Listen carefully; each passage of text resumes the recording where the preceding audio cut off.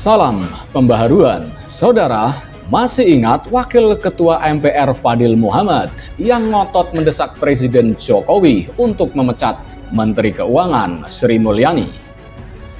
Dan baru kemarin diingatkan oleh Ketua Pansus BLBI Dewan Perwakilan Daerah Bustami Zainuddin agar Fadil Muhammad fokus untuk menyelesaikan masalah hutang BLBI Bank Intan yang belum lunas. Adapun Fadil Muhammad yang merupakan pemilik Bank Intan baru saja dicopot dari posisi Wakil Ketua Majelis Permusyawaratan Rakyat atau MPR melalui sidang paripurna kedua DPD pada masa sidang 1 tahun sidang 2022 sampai 2023. Ini yang namanya karma itu nyata.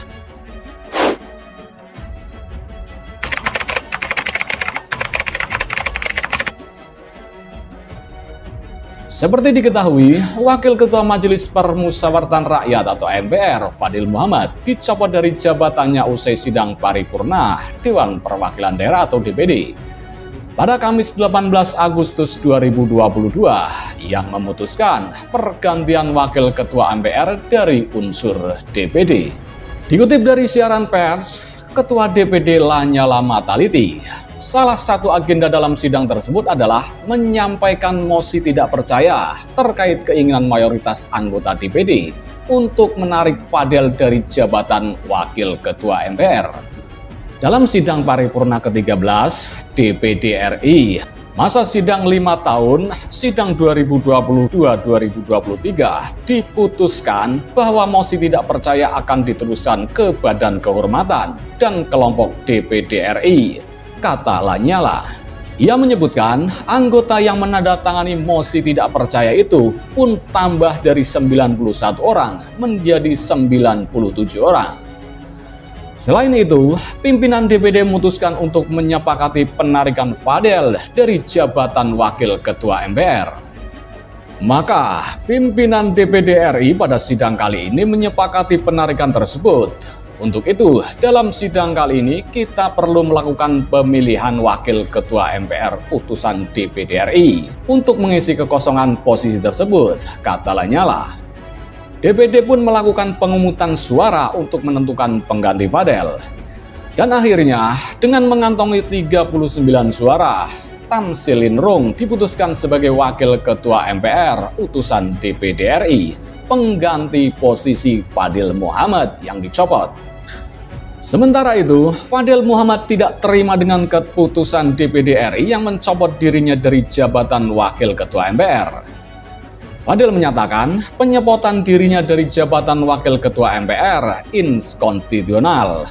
Ia pun menyatakan akan melakukan sejumlah upaya hukum untuk melawan keputusan tersebut. Fadil mengakui beberapa waktu belakangan ini dirinya memang kerap berseberangan dengan Ketua DPD Lanyala Mahmud Mataliti. Seperti yang saya sampaikan di awal bahwa karma itu nyata. Fadil Muhammad ini seperti menembuk air di dulang terpercik ke muka sendiri.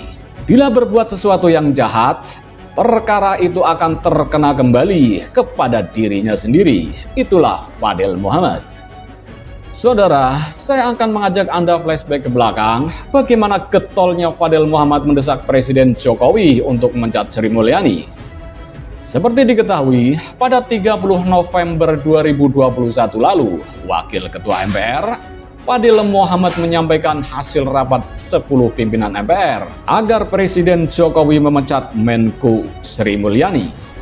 Fadil menjelaskan alasan MPR ingin Jokowi memecat Sri Mulyani karena minimnya anggaran MPR RI. Padahal saat ini MPR memiliki 10 orang pemimpin. Sementara saat MPR masih 5 pemimpin, belum pernah ada pemangkasan. Sekarang anggaran MPR terbatas, padahal pimpinan ada 10. Anggaran kita juga mengalami penurunan. Padahal dulu, waktu pimpinan masih 5, anggaran yang diberikan tidak diturunkan, terangnya. Kita minta Presiden memberhentikan dan mencopot Menteri Keuangan karena tidak cakap melakukan kebijakan. Saya kira Menteri Keuangan anggap enteng dan tidak anggap MPR sebagai lembaga negara. dia menyepelekan MPR. Itu tanggapan teman-teman MPR, diusulkan untuk diberhentikan tugasnya. Namun Sri Mulyani menjelaskan, jika penurunan anggaran tersebut dilakukan seluruh kementerian atau lembaga sebanyak 4 kali. Tujuannya adalah untuk membantu penanganan COVID-19 yang waktu itu sangat tinggi, dan akselerasi vaksin, juga pelaksanaan PPKM di berbagai daerah, dan untuk membantu rakyat miskin. Kisruh ini memantik perhatian dari berbagai pihak, termasuk warganet yang balik menyerang politisi tersebut. Salah satunya pegiat media sosial Denny Siregar menyebutkan, Fadel masih memiliki utang bantuan likuiditas Bank Indonesia atau BLBI sebesar 136 miliar rupiah. Pak Fadel Muhammad, mending fokus aja Pak, bayar hutang BLBI ke negara 136 miliar. Kalau hutang sudah dibayar, baru boleh marah-marah ke Bu Sri Mulyani, ujar Denny Siregar. Mengutip dari data Kementerian Keuangan, per Desember 2020, Fadel memang tercatat masih memiliki hutang BLBI senilai 136 miliar rupiah atas kepemilikan Bank Intan. Fadel diketahui pernah menjadi salah satu pemegang saham Bank Intan yang kemudian dilikuidasi. Ketua Pansus BLBI Dewan Perwakilan Daerah, Bustami Zainuddin menjelaskan, Pansus BLBI DPD bekerja berdasarkan temuan Badan Pemeriksaan Keuangan atau BPK dan Kementerian Keuangan. Dengan demikian, pada 10 Agustus 2022, Pansus BLBI DPD memanggil Fadel Muhammad untuk dikonfirmasi mengenai data Kemenku dan BPK terkait BLBI yang diterima Bank Intan. Dalam data Kemenku dan BPK disebutkan bahwa per Desember 2020, Bank Intan masih memiliki utang kepada negara sebesar 136 miliar rupiah. Namun kepada Pansus BLBI DPD, Fadel terus berkeras bahwa masalah hutang BLBI Bank Intan sudah selesai. Sayangnya, kata Bustami, pengakuan Fadel tersebut tidak didukung dengan bukti berupa surat keterangan lunas atau SKL oleh Badan Penyihatan Perbankan Nasional atau BPPN. Fadel mengklaim kasus Bank Intan terkait dengan hutang BLBI sudah selesai dan bahkan sudah ada peninjauan kembali dari Mahkamah Agung atau MA. Akan tetapi, data Kemenku menunjukkan sebaliknya, sehingga kami konfirmasi soal data ini, ungkap Bustami.